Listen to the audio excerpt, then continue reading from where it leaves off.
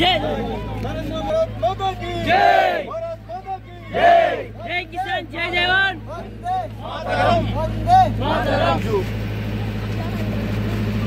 దేశవ్యాప్తంగా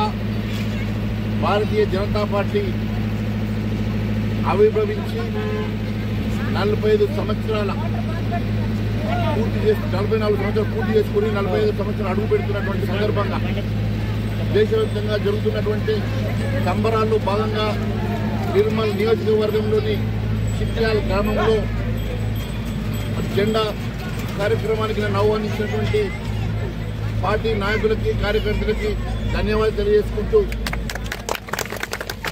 ఈరోజు దేశవ్యాప్తంగా భారతీయ జనతా పార్టీ అట్టడుగు బడుగు బలహీన వర్గాల కోసం ధర్మం కోసం పనిచేస్తున్నటువంటి సంగతిని గుర్తు చేస్తున్నాం. గతంలో ఈ దేశ పరిస్థితి క్లిష్టమైనటువంటి పరిస్థితి, ఆర్థికంగా అన్ని రకాలుగా వెనుకబడుతున్నటువంటి తరుణంలో భారతీయ జనతా పార్టీ ఒక ధర్మం కోసం దేశం కోసం ఆవిర్భవించి అంచెలంచెలుగా ఎదుగుతూ ఈరోజు దేశంలో కంటిన్యూస్ 3వసారి నరేంద్ర మోడీ గారు అధికారాన్ని చేజిక్కించుకున్న తర్వాత భారతదేశం ఎక్కడో 11వ స్థానంలో ఉన్నటువంటి ఆర్థిక పరిస్థితిని ప్రపంచంలో 5వ ఆర్థిక శక్తిగా తీర్చిదిద్దడమే కాకుండా ఈరోజు ప్రపంచ శక్తిగా పరుగులిస్తున్నటువంటి సందర్భంలో ఇప్పుడు 3వ ఆర్థిక శక్తిగా మారుతున్నటువంటి తరుణంలో భారతీయులందరూ కూడా ఈ దేశం ధర్మం కోసం పాటుపడుతూ భారతీయ జనతా పార్టీని ఆశీర్వదించి నరేంద్ర మోడీ గారిని ఆశీర్వదించి ఈరోజు ప్రజలందరూ భారతీయులందరూ కూడా గర్వపడే విధంగా దేశ పురోగమనం చెందుతున్నటువంటి సందర్భంగా ఒక 2 సీట్లతో మొదలైనటువంటి పయనం ఈరోజు భారతదేశంలో పూర్తి మెజారిటీతోటి అధికారంలో ఉన్నటువంటి ముచ్చటగా 3వసారి గెలుచుకున్నటువంటి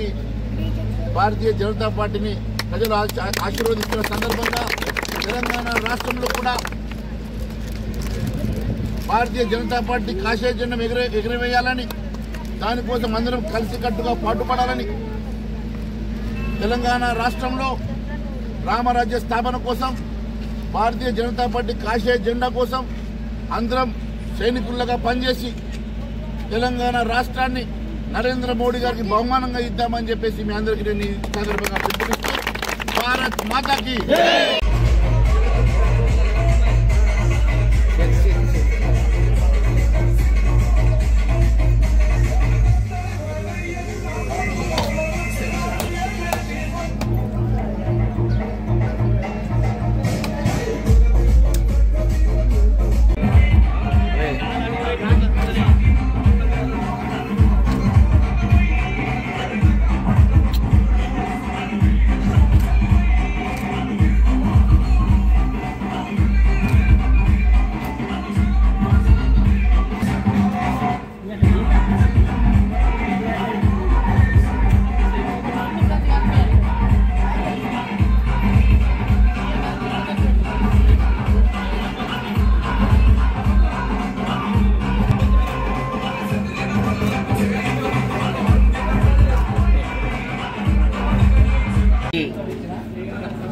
రాష్ట్రంలో సన్న బియ్య పంపిణీ కార్యక్రమం మొదలుపెట్టడం, కేంద్రం ఇస్తున్నటువంటి ప్రతి కుటుంబానికి ప్రతి వ్యక్తికి 6 కిలోలు బియ్యం కేంద్ర ప్రభుత్వ కార్యక్రమాన్ని మన రాష్ట్ర ప్రభుత్వం దీన్ని ప్రతి వ్యక్తికి ప్రతి పేదవాడుకి అది అందచేరేలా చర్యలు తీసుకోవాల్సినటువంటి రాష్ట్ర ప్రభుత్వం గతంలో ఆ దొడ్డు బియ్యము అందరికీ తినడానికి యోగ్యం లేకుండా చాలా చోట్ల రీసైక్లింగ్ అవ్వడము, లేకుండా బియ్యము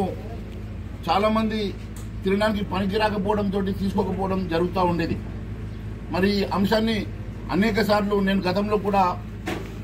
సివిల్ సప్లైస్లో జరుగుతున్నటువంటి అనేకమైనటువంటి అంశాలను నేను లేవనెత్తడం కూడా జరిగింది. మరి రాష్ట్ర ప్రభుత్వం ఇప్పుడు అందరికీ సన్నబియ్యం ఇవ్వాలనేటువంటి కార్యక్రమం, కేంద్రం నుంచి వచ్చినటువంటి నిధులు దుర్వినియోగం కాకుండా ప్రతి పేదవాడికి సన్న బియ్యం వచ్చే విధంగా చర్యలు తీసుకోవడం, మరి ఇప్పటికైనా ఈ రీసైక్లింగ్ జరగకుండా ప్రతి పేదవాడికి ఈ బియ్యం వారి ఇంటికి చేరే విధంగా ఈ తినడానికి యోగ్యమయ్యే బియ్యంగా మరి పంపిణీ సరఫరా సరిగా చేయాల్సిందిగా నేను రాష్ట్ర ప్రభుత్వాన్ని కోరుతా ఉన్నాం. కేంద్రం ఇచ్చేటువంటి నిధులు ప్రతి వ్యక్తికి ప్రతి కుటుంబానికి ఈ బియ్యం ద్వారా చెందాల్సినటువంటి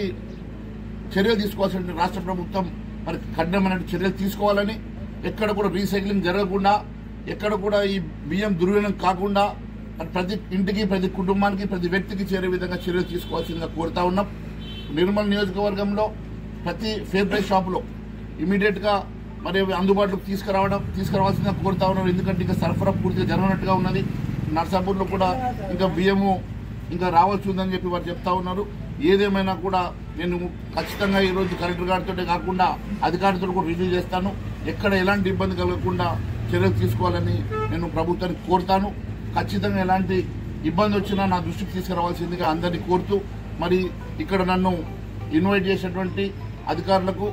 మరి అదే మాదిరిగా గ్రామస్తులందరికీ కూడా, పెద్దలందరికీ, వీడీ సభ్యులందరికీ కూడా ధన్యవాదాలు తెలియజేస్తాను.